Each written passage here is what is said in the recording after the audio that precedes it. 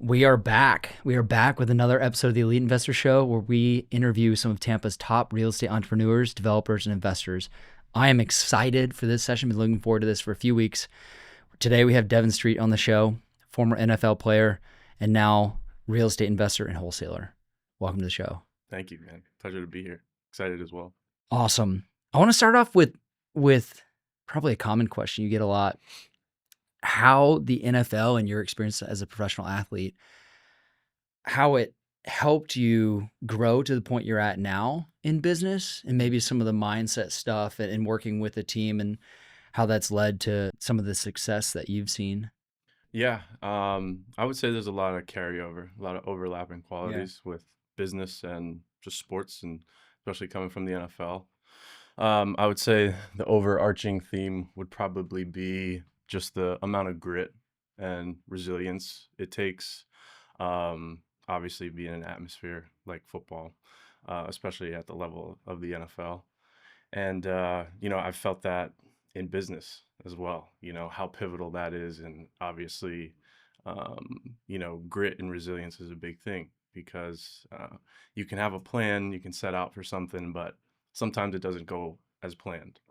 So, That happens. yeah, for sure. Yeah. So having that grit and that resilience, I think definitely, having that experience through the NFL has helped me, now in business for sure. Dude, that happened to me last week. It happened to me yesterday. I feel like there's this incorrect perception that like once you've made it to the NFL, once you've made $1 million wholesaling, once you've done 100 deals in a year, like that you're immune to those challenges. Yeah. But I think you've just, from my perspective, you've just gotten better at dealing with them and figuring it the F out sometimes. hmm Would you agree? Yeah, for sure. And, to touch on that too, I think team is really important. Yeah. Um, you know, I would say in the early part of my business career, I was definitely trying to figure it out myself,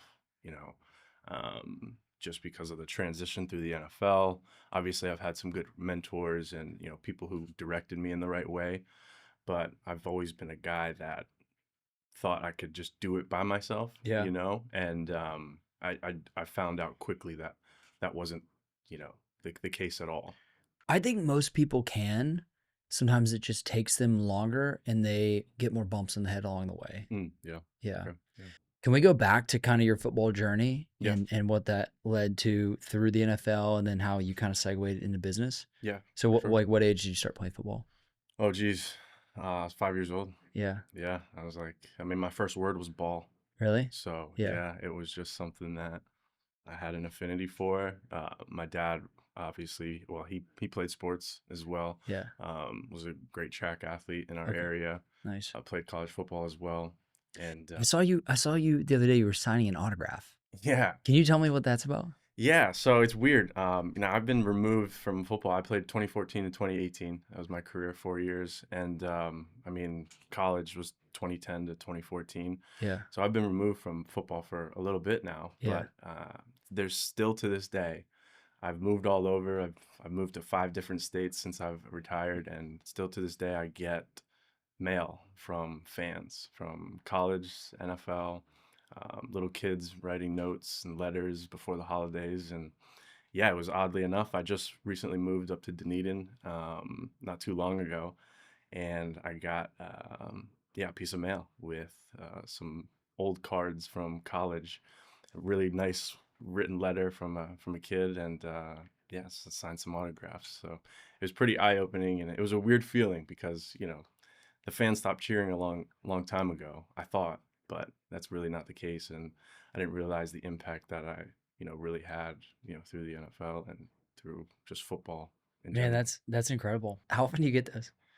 More times than not. I mean, yeah, especially like at our old place, I probably was getting them. I would probably get a piece of mail once a month, Wow. probably, multiple times. And yeah, at one point I was working for a construction firm out in Colorado, and they actually mailed it to our company office as well. So How do they find you? I don't know, man. It's like, well, in wholesaling, I realized how they find me. I mean, there's a whole bunch of ways to find people now Yeah. with public information. So Dude, that's so cool. Do they send a prepaid envelope to send it back? Yeah, they do all the How time. does it not get bent and stuff in the I don't know, man. Yeah. Like, I've never really got one that was all crazy out of shape. I mean, I got packages at some point too where I've given people a glove at a game and I didn't sign it, and they sent it back to me with a whole bunch of other memorabilia that they wanted signed. So in most cases, I do sign it, just because I don't know, it's something small for me. Yeah. So. Have you ever not? Like, is there a reason to There was one time I did because I noticed it was guy. He just kind of was a reseller.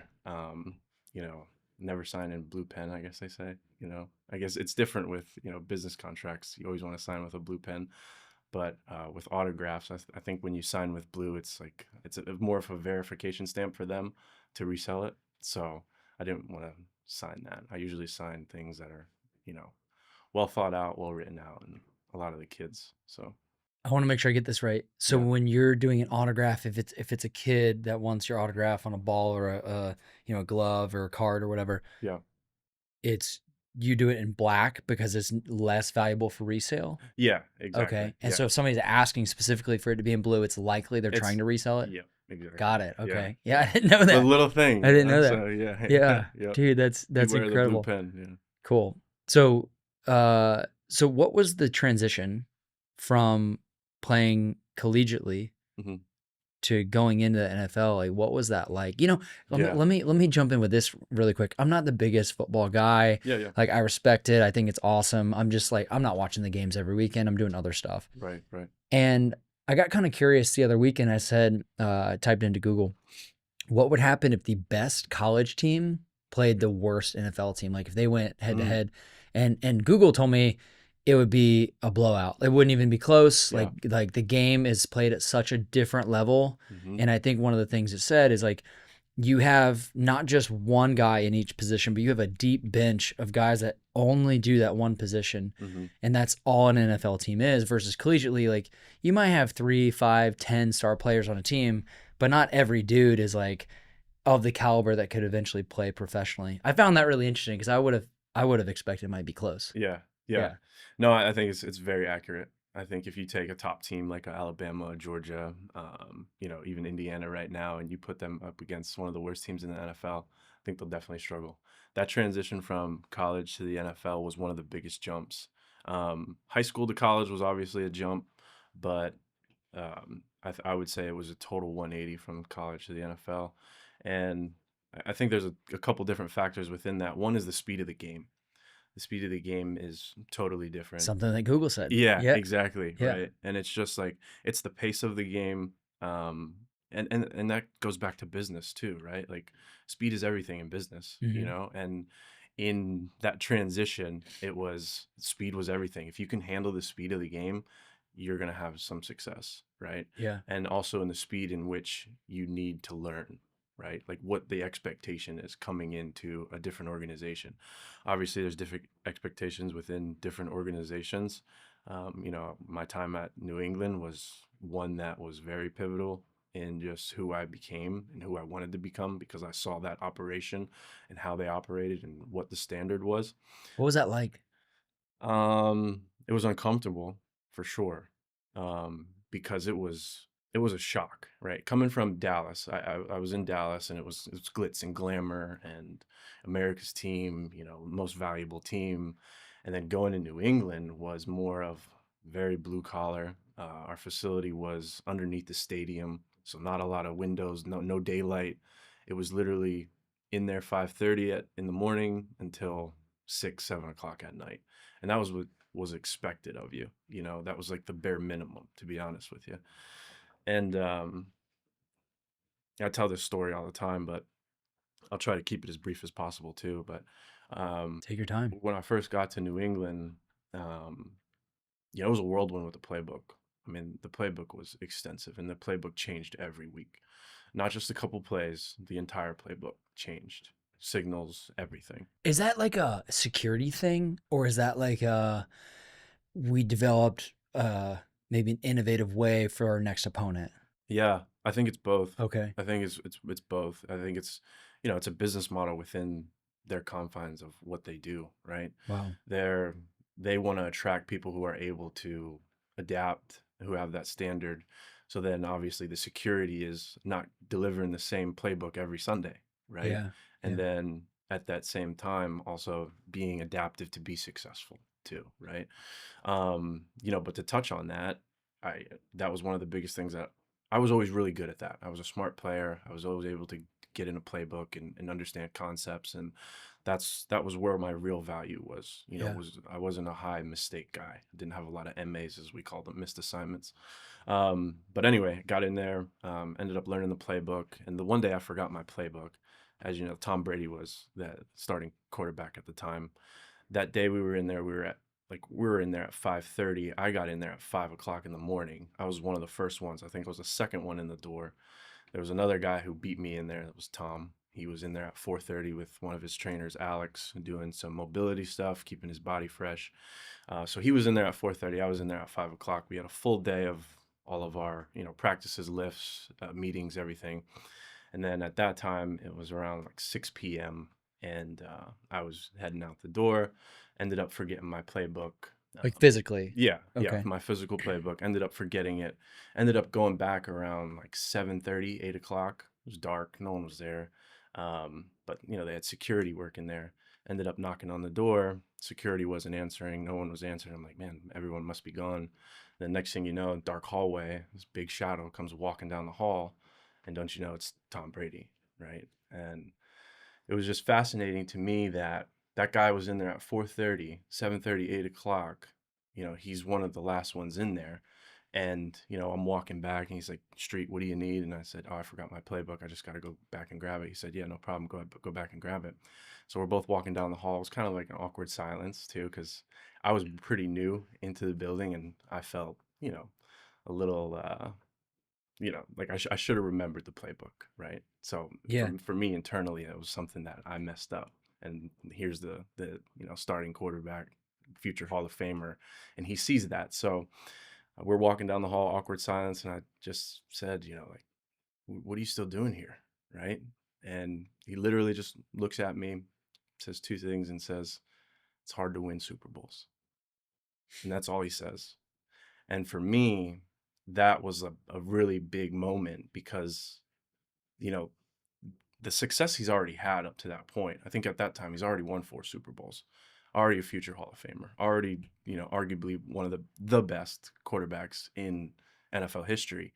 Yet he was the first guy in and literally the last guy out before this. And this was before this season even started. This was going into week 1. So that was a big thing for me, and a big pivotal part of how I wanted to operate moving forward. That's inspiring. Yeah, Man, that fires me up. yeah. Even at that level with what he had achieved, he was still pushing to tweak and improve and put himself and his team like in the best chance for success. Hmm. Yeah, yeah, That's I appreciate that story. Man, yeah, that's super cool. yeah. That's super cool. How many seasons were you with the Patriots? I was with them for one, like 7 months, really, not even a full season. Yeah. Ended up experiencing an injury with them, and then getting released just from a numbers standpoint. Yeah. But What was the injury? hip flexor, like a Yeah. yeah, slightly torn hip flexor I had in camp that was just lingering, and then it Yeah. stuck around, and it was oddly enough during the Super Bowl season when they beat Atlanta in 2017. So, How does it make you feel now? ooh, it was one of those things I was definitely not bit. I was a little bitter, right? Yeah. But I understood it's a business, right? And it's a numbers game. And if your most valuable asset is your availability, right? And when that availability goes out the window, it's on to the next one.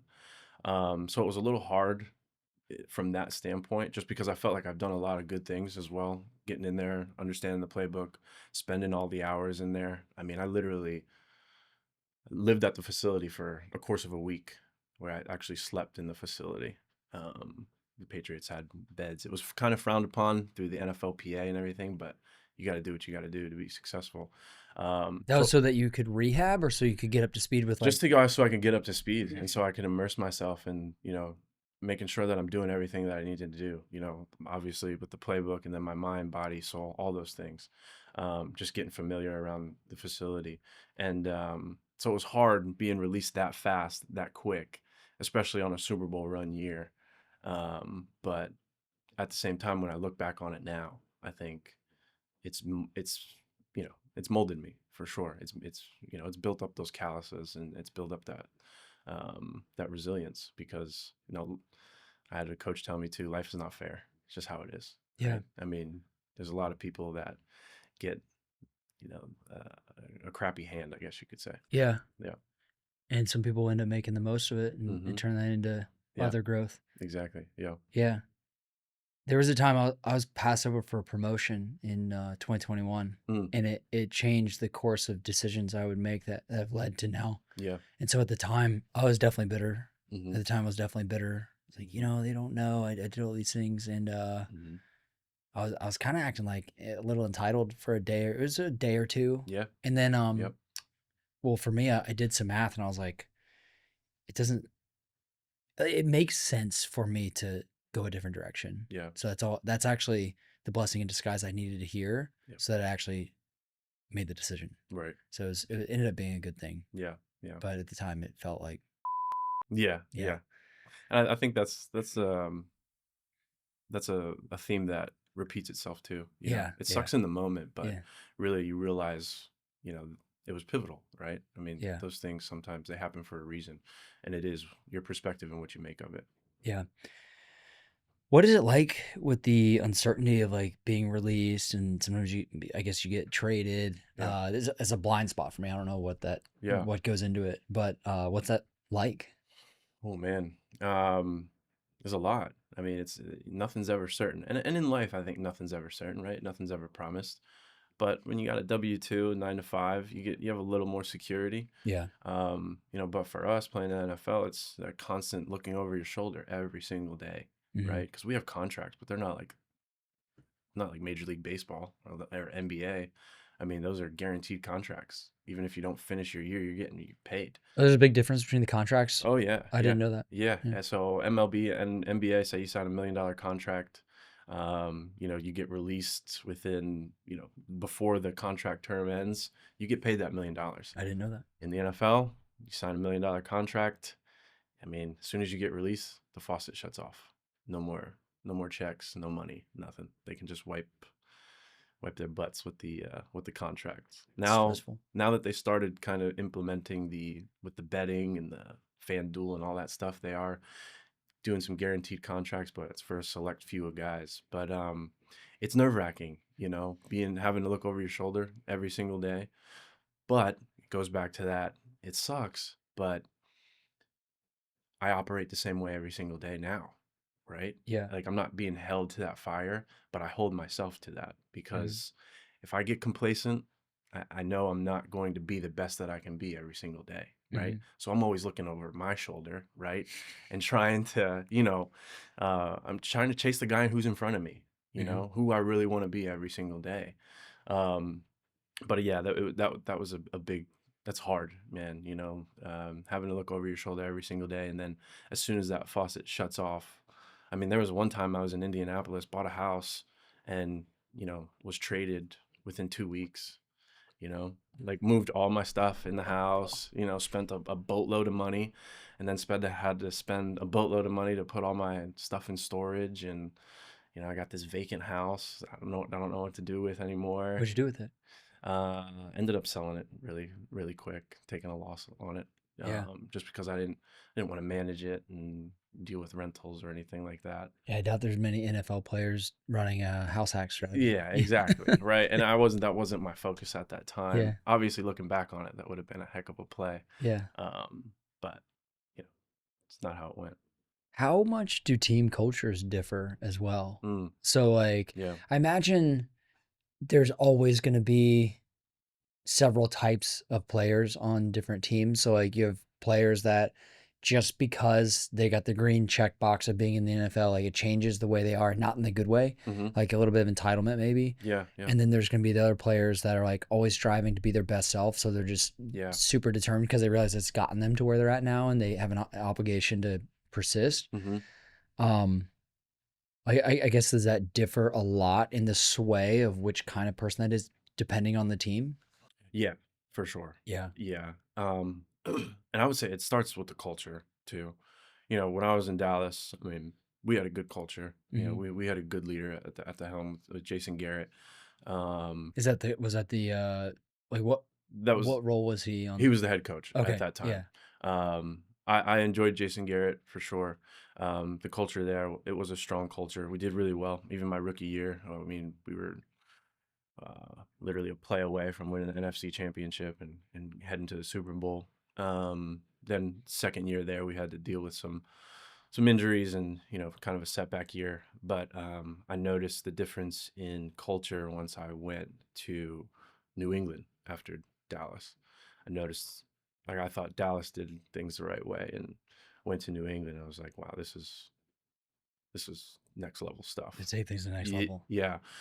And it's funny because, in Dallas, like I said, it's more glitz and glamour. So a lot of the guys were highly talented, coming out of high school, they were, top recruits. Yeah, Coming out of college, same thing, you know, trying to look for the best talent, right? As far as success goes within football. hmm, Going to New England, it was a lot of lunch pail, hard hat guys, right? hmm, Guys who were overlooked a lot. hmm. Seventh round draft picks, undrafted picks, guys who weren't always the first pick, right? Say if you're playing kickball, there's always one guy that Yeah, everybody wants on his team, but then there's always a few guys that like get last pick, get picked last, right? yeah, But in New England, I found that was the common theme there. It was the guys who were overlooked but had that character or skill set or trait to go into somewhere, work collectively as a team, adapt, and give constant effort every single day just yeah, because they haven't been the first pick, right? So they have that chip on their shoulder. And I think, that's why New England has had so much success is because they understand the exact type of player they want to bring in and understand the culture that they're building and does that person fit into their culture. yeah, So that was a big thing. And me and you kind of had a little brief discussion about that too of hiring, yeah, right? yeah, And you bringing in the most talent or you bringing in people who fit your culture. And, that's kind of where I'm at now is trying to scale my operation and, put people in place. And, I think that is a key recipe for success is finding people who fit your culture and, who are obviously can adapt and have that chip on their shoulder. yeah. It's a huge challenge for small business. I think, I'm not one to be like, back in my day, people used to work hard and I walked Yeah. uphill to school and snow both ways, kind of thing. But Yeah, yeah. with all that being said, I think these days we live in such a technology Yeah. ease of life. Like our if you compare how our lives are lived societally right now to 200 years ago, like we have everything, dude. You have entertainment with you don't even have to get up for it. You Yeah. can click a thing and it turns on. Yeah. We have all the information of 30 years ago that you had to invest for a whole room in your house to have a computer. Mhm. We have that maybe Yeah. not, maybe 50 years ago. Yeah, yeah. We have that in the palm of our hand right now. Right. And I feel like it's changed the younger generation to where uh, from what I've seen in our hiring efforts, it is less common to find someone who has that work ethic, who's willing to take things to the next level, like you were talking about. Mhm. Things like take initiative and working well with a team. Mhm. And from what I've experienced, it's just less common. Yeah. So they're still out there, but it's just less common from what I've seen. So Yeah. find those people. Yeah. Yeah, 100%. Yeah. yeah. Do you have any funny like Belichick stories or anything? Uh, I wish I did, but I mean, yeah, I don't have any crazy Belichick stories. But he just talk about, one of the common themes with successful people is they're very unique in a sense of the way they operate. Like eccentric, maybe? Yeah, Yeah, eccentric. yeah, Yeah. yeah, And I've noticed that. And, that was one of the things I've always respected about Bill was he was always authentically himself. yeah, And what he gave to the media and what he gave to the guys in the team was very different, right? Obviously when you get into pressers or whatever, it's very dry, he's trying to be as concise and very vague as possible. But yeah. then when he would get with us, it's deep, right? It's Hmm. like deep thought, deep work, just deep training and just everything. And then he had, I mean, just a sense of humor that was unlike anyone else too. Just very dry and just I enjoy those types of guys, man. Yeah. And So don't really have any crazy stories about Bill, but I'll tell you, he was the best coach I've ever been around. And I would say I actually had the brief time with him, but he's impacted me the most for sure. I would Wow. say him and Tom, Yeah. just the way they operate and um, just seeing the success is understandable and how they operate and who they are. Yeah, I think that's a question, right? So, are people determined to be authentically themselves, and in that they are a little bit eccentric, and because they're so consistent in that application, they grow to be successful, and so Hmm. they just stay eccentric in that process? Yeah. Or does the process of being successful kind of push someone over to the edge of eccentricity? I think that's a word, Yeah. Yeah. eccentricity. Yeah. Yeah. Yeah.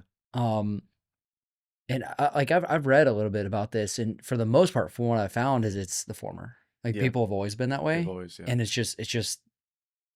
it's almost a trait of theirs Hmm. that led to a part of their success. Yeah. Yeah, it's pretty interesting. Yeah. Like Elon Musk, I imagine that dude's Yeah. quirky. Yeah, yeah, Yeah. I yeah, mean, yeah, all those guys, and I pay attention to those guys too. Yeah, Elon Musk, Peter Thiel, a lot of guys are just, yeah, they're eccentrically themselves. But yeah. Have you seen that? Have you seen that interview with Mark Zuckerberg where I forget, I think it's with Theo Von, and okay. he's got like he gets a coffee in front of him. He's like, "Yeah, so we got you set up with a coffee." He's like, "Do you drink coffee?" He's like, "No."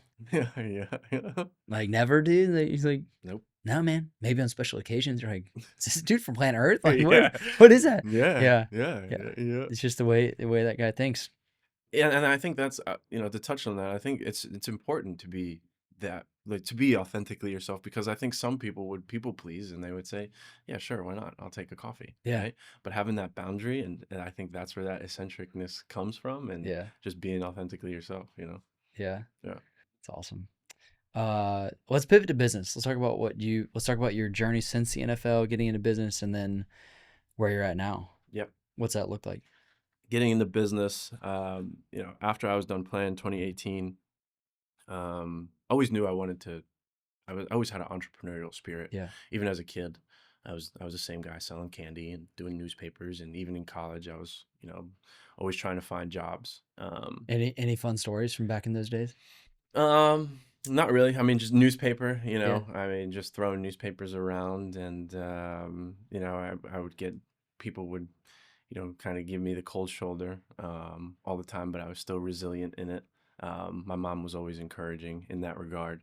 Um, but then obviously went through college phase, NFL, and after NFL I had a big interest in construction. Hmm. I had some family friends that were in construction growing up, and I've always loved equipment. I've loved big excavators and dozers and Yeah. dirt, all those things. And so I ended up working for a construction company out in Colorado. We were doing like environmental restoration stuff, steel erection. We were building car dealerships, industrial plants, manufacturing plants, and then we were doing a lot of the river diversions Hmm. in Colorado. So I literally started swinging a hammer Hmm. and being in a skid steer, like, because I never really had a real W-2 job. Yeah. So I wanted to get start at the ground level, really internalize what the business needed, and the fundamentals of it.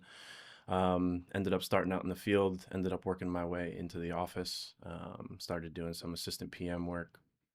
And, at that time, there was kind of a segue that we were working on, because we were doing government jobs, but they weren't the highest profits. So we were trying to find a little bit more private jobs. So got into more private stuff, and during that private stuff was developments, because we would move earth. Hmm. That was our forte. We could move dirt, so we were working some with some developers, and we ended up doing all the foundations, basement foundations, and we did some concrete work, utilities as well.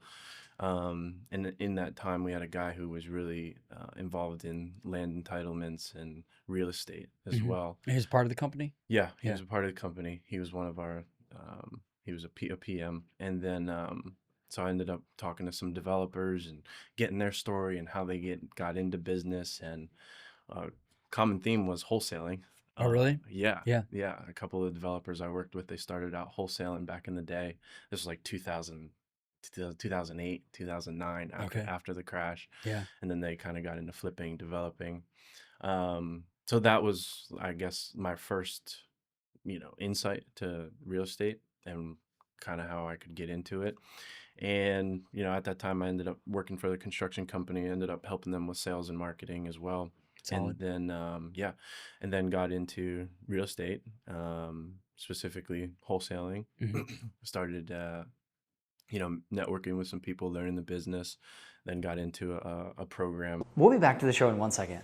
On schedule, on budget, and quality service. Those are all 3 critical factors that we look for in any trade that we work with, and they're the reason we like to align with CXR Solutions for anything contracting, plumbing, or mold remediation related. We love working with them, and we want you to be able to work with them too. Check them out in the description below. With Astro Flipping, I met some of the members that we have now in EIMG, like Sean Castro, Ethan Amarinos, John Galan, and started doing at that time it was called the JV, joint venture method, but it was daisy chaining, to be Yeah, honest it with was you. like a different name, right? Yeah. I forget what they called it. Co-wholesaling, right? Yeah. I think that's what they called it. Yeah. But essentially it was daisy chaining. I didn't really like that business model.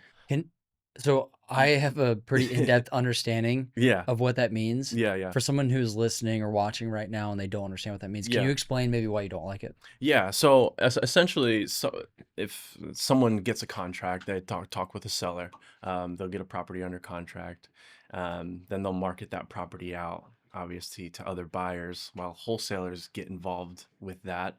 And at that time, multiple wholesalers can get involved with it. Yeah. And it just goes down the line. And I mean, there's one contract holder, and then there could be 3 to 4 people trying to sell that deal. And that's the daisy chain. It would be like if you got something under contract and you were speaking directly with the owner. Yep.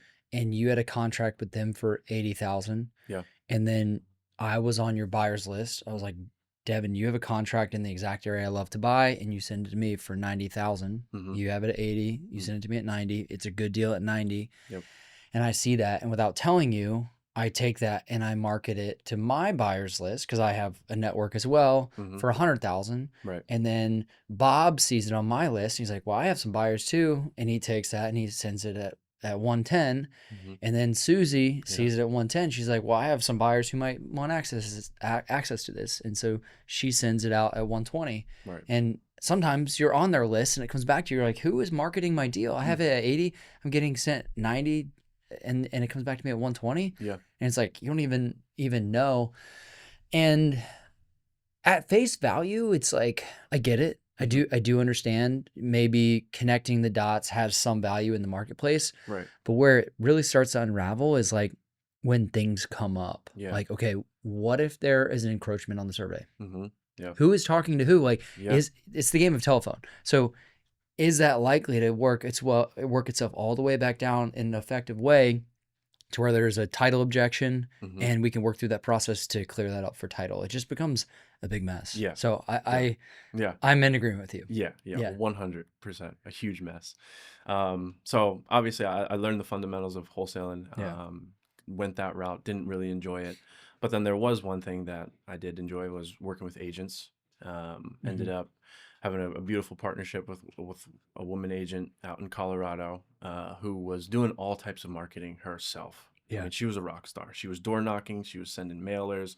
She was doing everything that you needed to do, as an agent. So I knew I wanted to work with her in a capacity. And the reason I found her was I just actually offered on a property that was on the market. We ended up having a good conversation. I was super authentic of what I do. I didn't say I was going to buy the property. Yeah. I said I have a network of some buyers who are actively looking for some deals, and I can move this property because the property was sitting for a little bit. It was priced a little too high, and then ended up doing a deal with her, and that was my first exposure to what wholesaling really is, and then the power in it.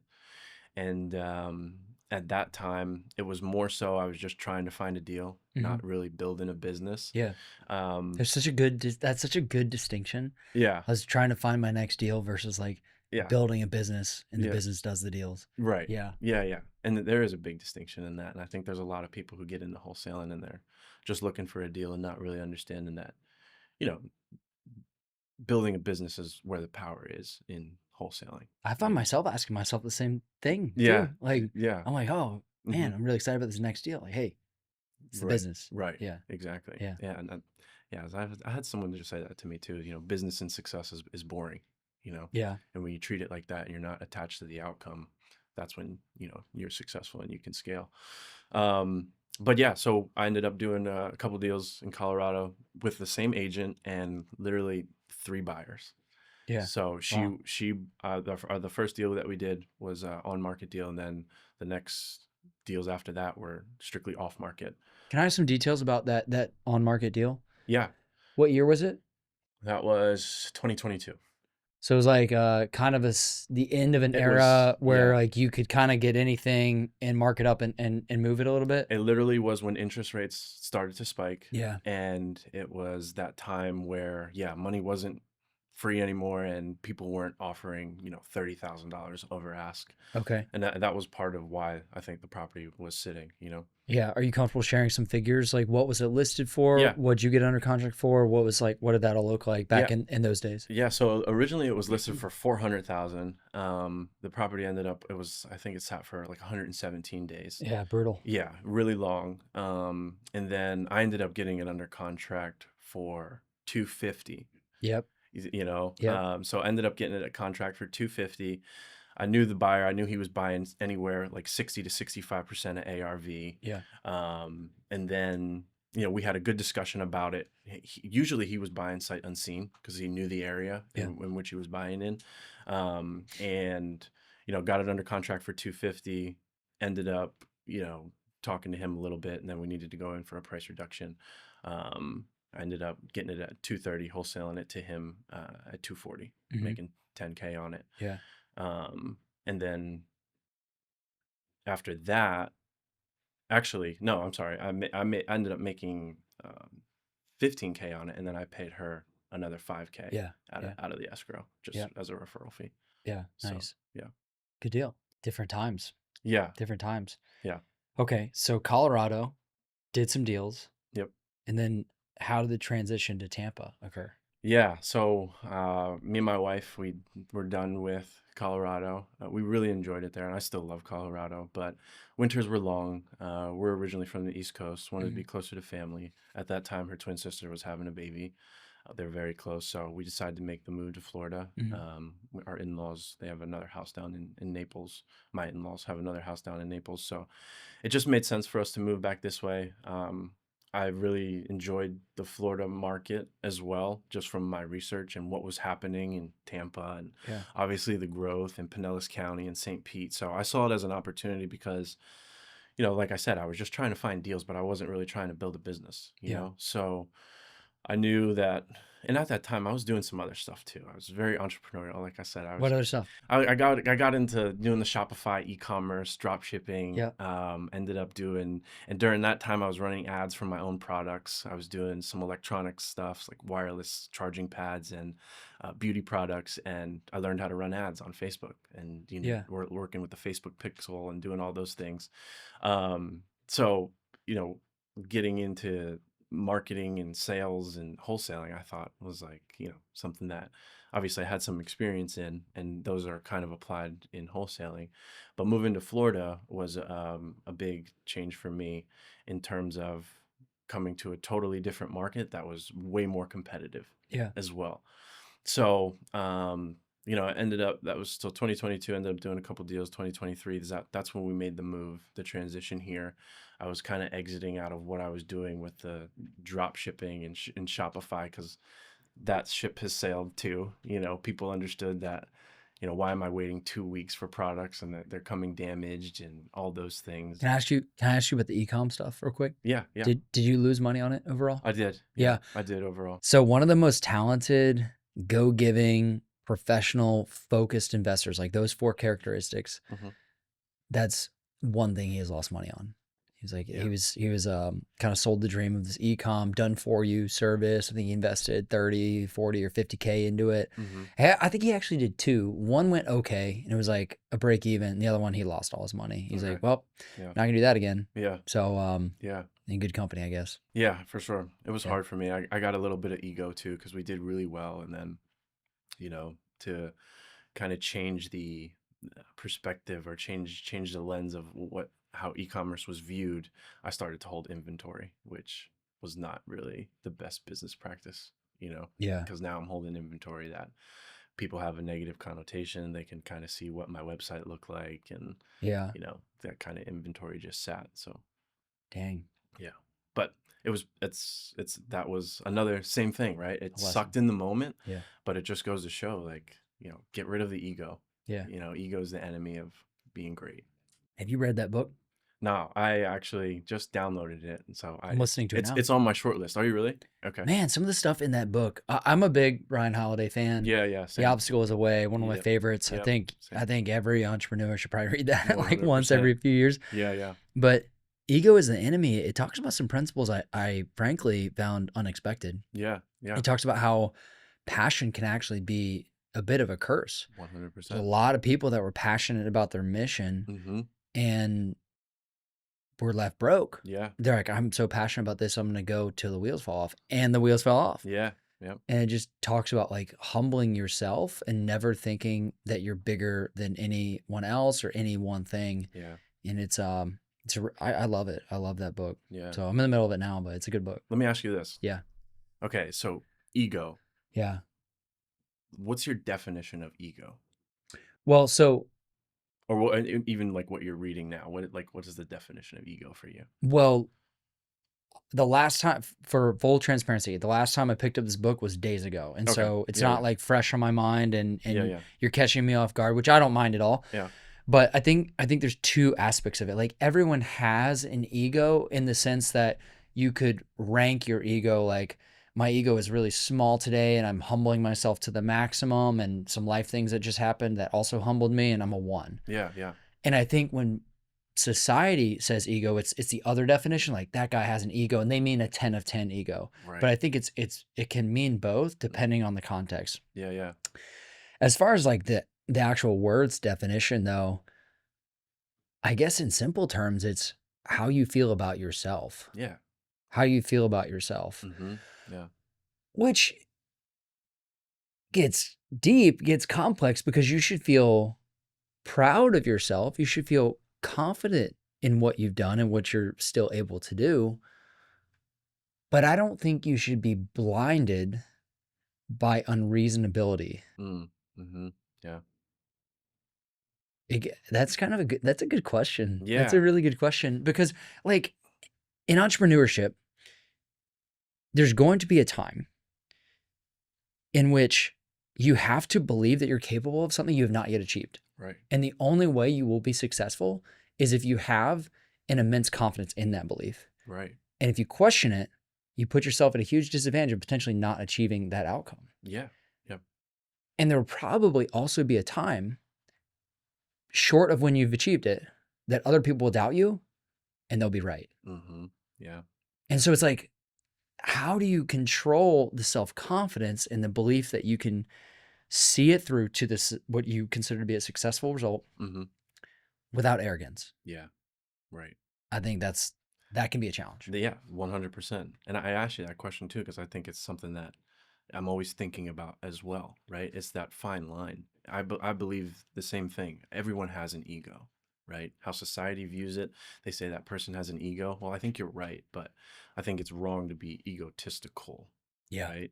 But I think there is power in ego. And to touch on your point too, when you question it, I think you're dead in the water. But to have that thought of it's crazy and it's delusional before it comes into fruition is that thing that you have to have. And there's ego tied to that, So, I've definitely given this some thought over the past few years.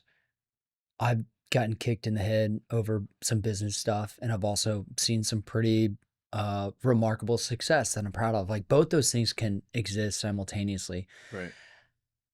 What I would say is something that's helped me. I probably used to be a little bit more arrogant in business a few years ago than I am now. Mm-hmm. Something that's helped me, and maybe this helps you or someone who's listening or whatever, but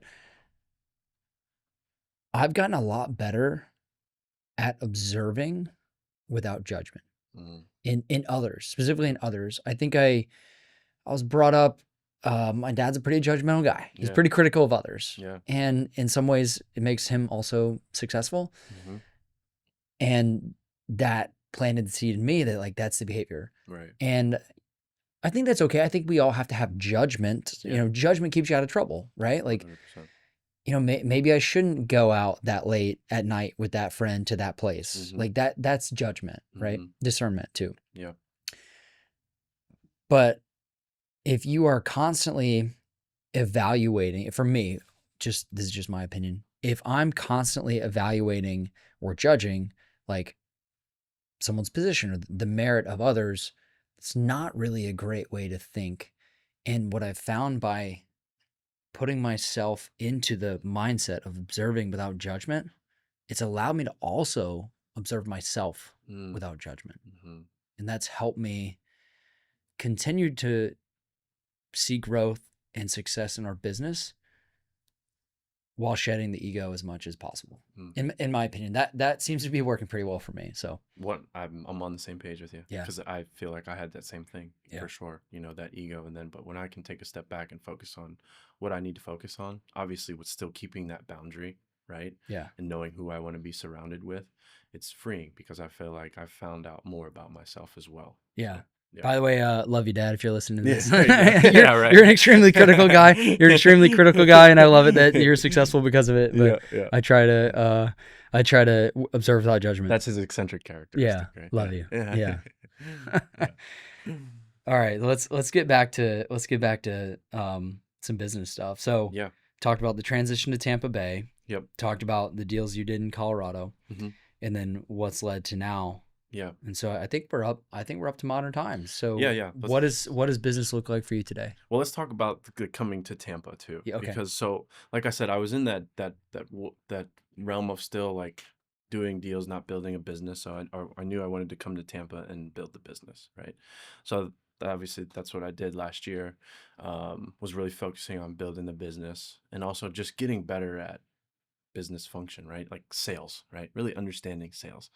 And so, 2024 was like a big learning year. 2025 coming in, was kind of the same thing, but I was doing it alone as well in 2024. Yeah. And that's when I made the decision to join EIMG as Mhm. well, right? Because I knew I had to get around people who, one, were doing things on a scale that was way bigger than me because I know how beneficial that was before, Yeah. in my previous endeavors. Yeah. Like getting in a room and getting uncomfortable, right? And Mhm. we've had great conversations around that.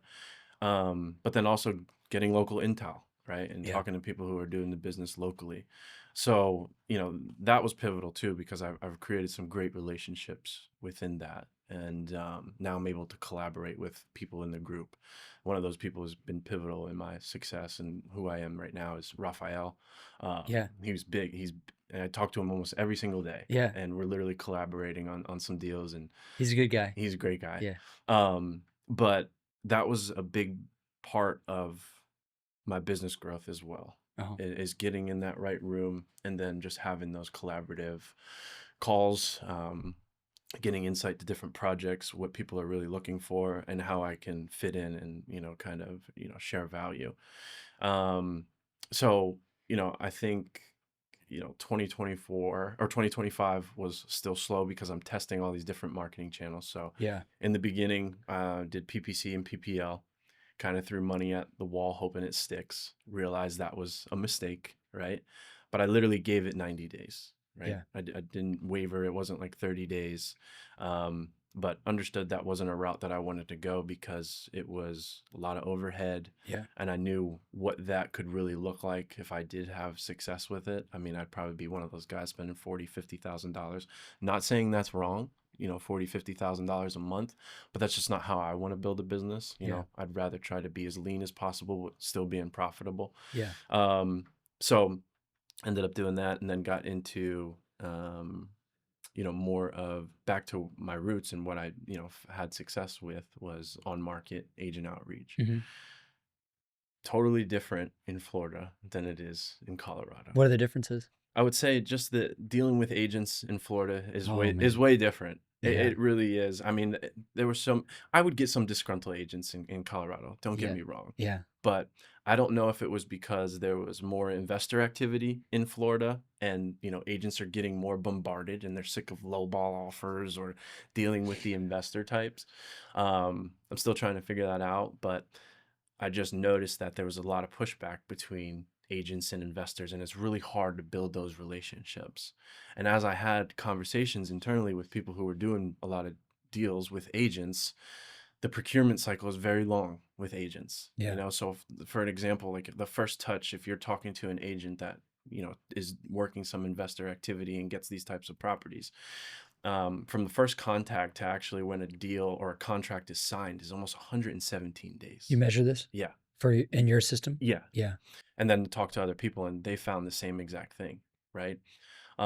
So like understanding that was eye-opening too, because you can have a plan, right?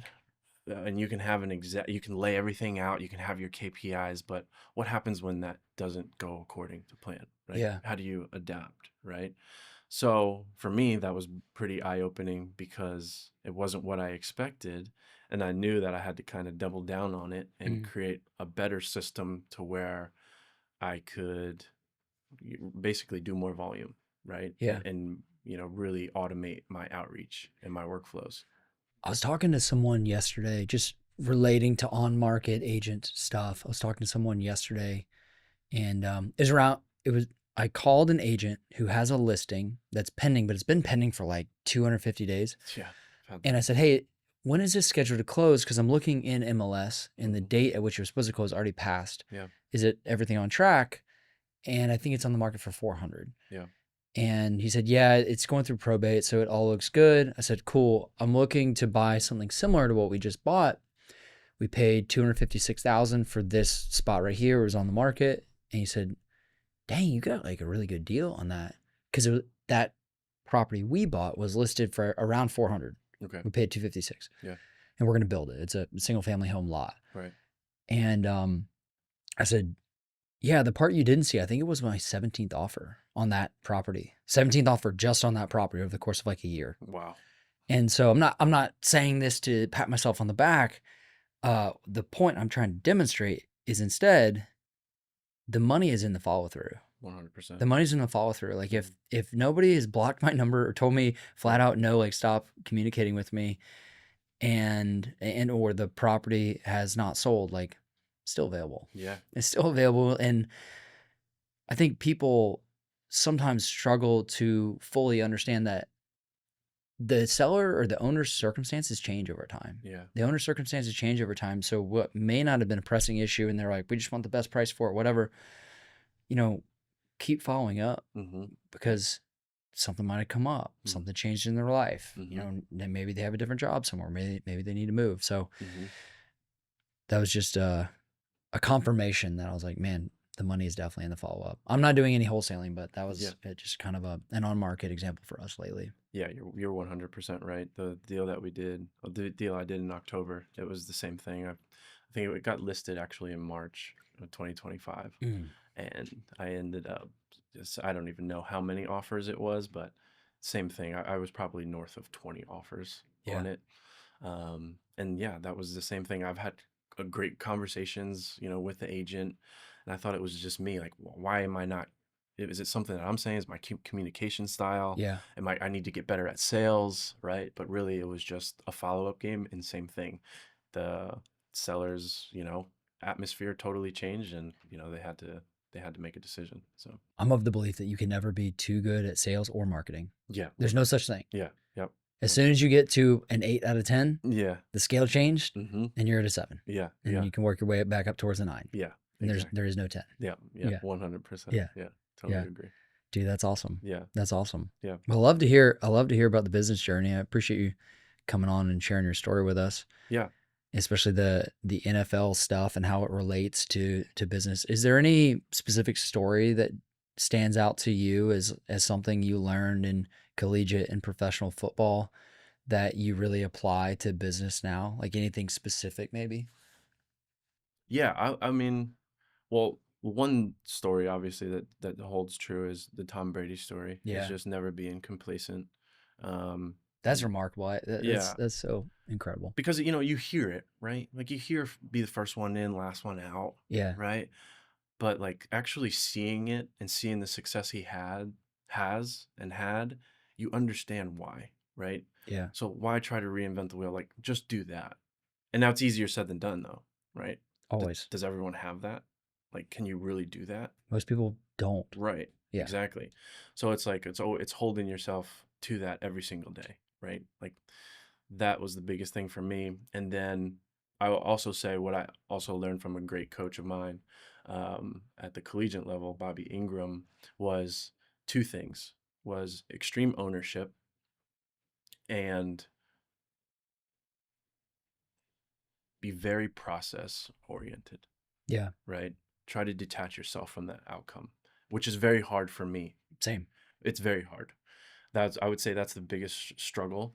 But I'm finding power in that now, doing deals month over month from, October until now. That I think that was a key thing for me as well, is just really focusing on the process, right? And doing what needs to be done every single day, not being attached to the outcome, because I'm so competitive that I will focus on one deal and that there's really no opportunity, or that window for opportunity in that one deal is a lot more scarce than maybe if I focus my efforts on the process, doing more volume, having more conversations, hitting my metrics of the KPIs. That is where the success has been in my business. So with the story with, my collegiate coach, essentially trying to be very concise and, direct with this too, is, as a coach, you're responsible for a group of people, Yeah. right? You're responsible for a group of men. You know what that's like. So it's very easy when things go wrong to point the finger, Mhm. right? Especially when you're at the helm and you don't do anything wrong, Yeah, right? It's easy to point the finger at someone else, like you messed that up, it's right? natural. Right? It's Yeah. very natural. So for me, I've had, in my collegiate career, I had four different head coaches, total circus. And that was like at the top level with the chancellor, administrator, athletic director. That was something way bigger than me. Um, so I had a really hard time trusting people who were coming in, because I knew they were coming in just as a stepping stone to get to the next place. Really didn't Sure, care about Pittsburgh like I did. sure. I cared about that team. I cared about that city. I cared about everything about it. So it was hard to have trust, but I had a guy come in, Bobby Ingram, who played at Penn State, had a long, illustrious career in the NFL, 13 years. And there was a play in camp. We were in summer camp, which is the hardest time in football. And essentially, I messed up the play. And like I said, I wasn't a high MA guy, Mhm. but we had new coaches coming in. I was a senior. Head coach thought he'd make an example out of me in the middle of practice, reams my tail, Yeah, right? Like really gets after me in front of everybody. Um, and I kind of took it to heart too, because I'm a senior. I made a mistake. I'm a perfectionist at heart. I want to be perfect in everything that I do. Kind of got down on myself a little bit, and I messed up. I messed up the route. I messed up the play, and basically Bobby ended up stepping in, like de-escalating the whole situation, and said that's not his fault, right? And really getting like angry and really worked up, right? And did the head coach did that? no, this is my position coach, my wide receiver coach. Okay, But my head coach is the one who kind of reamed me in the middle of practice. Like I okay. said, to make an example out of me. Hey, listen, even our top guy or captain, even if he makes a mistake, it's not accepted here. The standard's high, which I understood. But to see the passion that my wide receiver coach took and got in between it was eye opening to me, because at that time I still didn't know this guy really. I didn't really trust him. So I just went about practice, and then after practice, we were in meetings and everyone left, and I was sitting there. I was gonna watch some more tape just to get better. And we're sitting there, and I just said to him, I was like, "What made you do that? Like I messed up that route. Like I was the one who messed up. What made you come in and say, you didn't? That was your fault?" And he basically said that, um, I'm in charge of you guys, right? So if you mess up, it's on me. right? That's not on you because I didn't prepare you enough to make sure that that you weren't that you knew what you needed to do out there, Mhm. right? And I said, well, where does that come from? Like, why? Because essentially you did teach us the right way. And I mean, I knew what I had to do, but I also made the mistake, right? And he says, you'll find in life sometimes, even if it's not your fault, you need to take extreme ownership because the group will get better and you will get better ultimately, Mhm. right? So understanding extreme ownership was a big thing for me because not only running a team, right? If we're behind, I'm always going to put the onus on me. Now obviously you have to get those people in order, right? But it starts with me, right? So extreme ownership. And that's it's the same thing in my business. I'm not going to paint the picture like I'm the most successful wholesaler. I will be, right? Yeah. I will be. I will be very successful, and I'll be doing the numbers that I want to do. But it was about taking extreme ownership in what I was doing day to day, my process, you know, and it's not pointing the finger or blaming someone else or blaming the market Yeah. or blaming it's harder in Florida or all these, external factors, right? Yeah. So extreme ownership, was a big thing for me. And, that story just kind of always holds true. And then, just realizing that it's not about what happens to you, it's how you kind of respond to it, and staying like resilient, and just continuing to have that grit, and pushing forward. Dude, thanks for coming on the show. Yeah. So that's a good way to end things. Cool. Thank Well, you for joining us today. thank you, man. That's awesome. Appreciate it.